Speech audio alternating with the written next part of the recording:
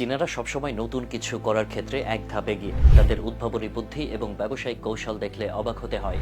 এমন কিছু নেই যা থেকে আয়ের পথ খুঁজে পায়নি তারা। তাই তো চীনারা আজ পৃথিবীর অন্যতম সফল জাতি। আপনি জেনে অবাক হবেন, চীনের প্রত্যন্ত গ্রামের মানুষ উট পাখি পালনের মতো অদ্ভুত এক পদ্ধতিতে রাতারাতি কোটিপতি হয়ে উঠেছে। চীনের প্রত্যন্ত অঞ্চলের গ্রামে উট পাখি পালনের মাধ্যমে বদলে গেছে বহু মানুষের ভাগ্য। গরু, ছাগল বা হাঁস মুরগি পালনের ধারণা তো আমরা জানি, কিন্তু উট পাখি পালন করা যায় সেটি দেখিয়ে দিয়েছে চীনারা। এটি শুধু ব্যতিক্রম নয়, বরং চীনে কোটি কোটি টাকার কৃষি ব্যবসায় পরিণত হয়েছে। উট পাখি পৃথিবীর সবচেয়ে বড় পাখি। যদিও এটি উড়তে পারে না, তবুও এর মাংস, ডিম, পালক, এমনকি তেল সবকিছুই অর্থকরী সম্পদ। চীনের অনেক কৃষক যখন প্রচলিত কৃষিতে তেমন লাভ করতে পারছিলেন না, তখন উট পাখি পালনের নতুন এই উদ্যোগ শুরু হয়।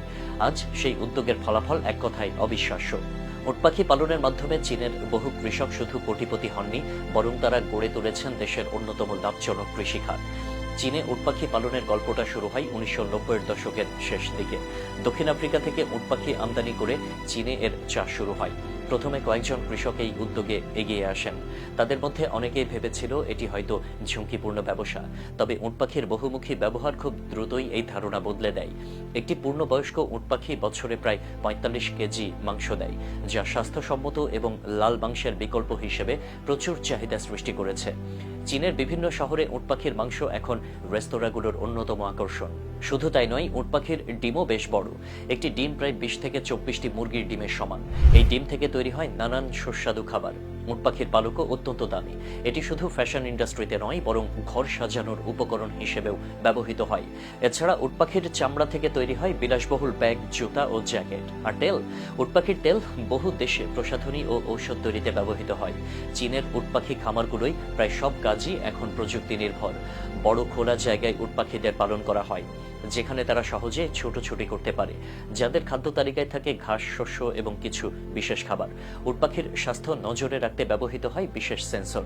এমনকি ডিম সংগ্রহ থেকে শুরু করে উট পাখি প্রসেসিং পর্যন্ত পুরো প্রক্রিয়া এখন স্বয়ংক্রিয়।